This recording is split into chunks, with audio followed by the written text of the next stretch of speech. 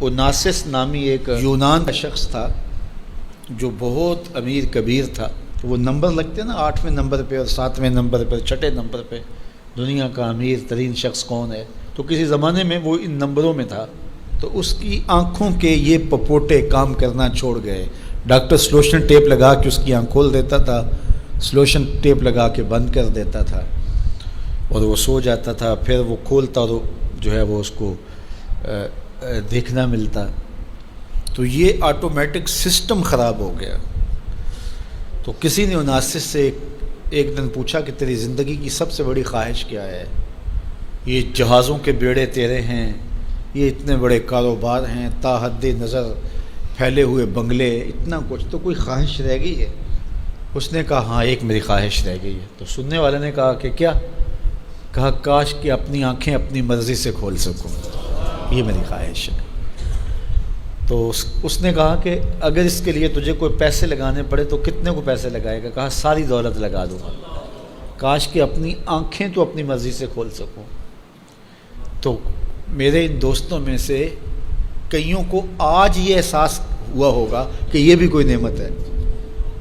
اور جو 24 گھنٹے ہمارے ساتھ ہے، تو اتنی نعمتیں ہیں ہمارے اوپر اللہ کی، اور اس کو ہم اپنے حساب سے چھوٹا یا بڑا کہہ لیتے ہیں، لیکن وہ اتنی بڑی ہیں کہ اگر وہ چھن جائیں تو پھر پتہ چلتا ہے کہ جو ہے وہ کتنی بڑی نعمت سے ہم محروم ہو گئے. وہ میرے ایک ملنے والے ہیں، ان کے منہ میں لعاب کی مقدار کم ہے، جس کو ہم نے کبھی سوچا بھی نہیں کہ یہ بھی کوئی نعمت ہے. یہ قدرتی گریس ہے جو منہ کو تر رکھتی ہے اور بولنے میں مدد ملتی ہے، اور نظام انہضام کو اس سے بہت زیادہ فائدہ پہنچتا ہے. لیکن ان کا مسئلہ کیا ہے کہ مقدار کم ہے.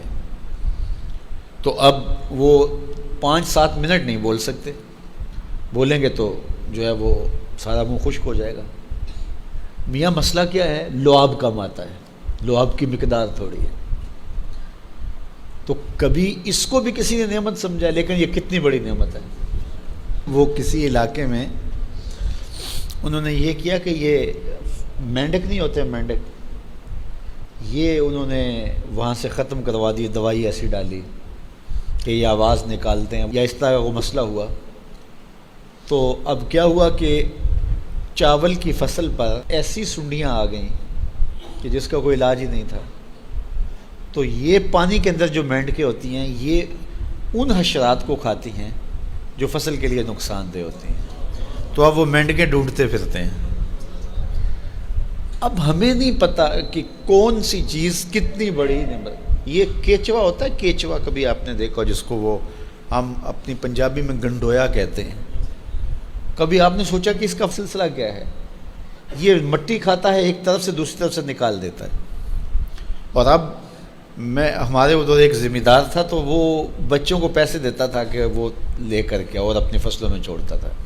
اس کو کسی ماہر نے بتایا کہ یہ زمین کی زرخیزی کا جو ہے وہ سبب ہے کہ ایک طرف سے کھاتا ہے دوسری طرف سے نکال دیتا ہے، اور وہ مٹی اتنی زرخیز ہوتی ہے کہ دوسری مٹی میں جب ملتی ہے تو کیمیائی کھادیں بھی وہ کام نہیں کرتی جو یہ کیچوا کام کرتا ہے.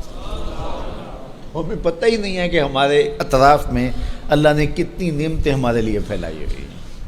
تو اس لیے اس کا ایک نظام ہے. یہ دنیا کچھ نہیں ہے، اللہ کے قبضے میں سب کچھ. تو سب سے بڑی بات یہ ہے کہ اللہ آپ کو خیر کی راہ عطا کر دے. بس بعض کا جو دنیا کی دولتیں دی جاتی ہیں، یہ آزمائش ہوتی ہیں، یہ آزمائش ہوتی ہیں. تو جو آپ کو کسی سے نیکی کرنے کی توفیق مل جائے، کسی کی مدد کرنے کی توفیق مل جائے، کسی دکھی کے کام آنے کی توفیق مل جائے، کسی کی جان بچانے کی توفیق مل جائے، تو یہ بہت بڑی دولت ہوتی ہے.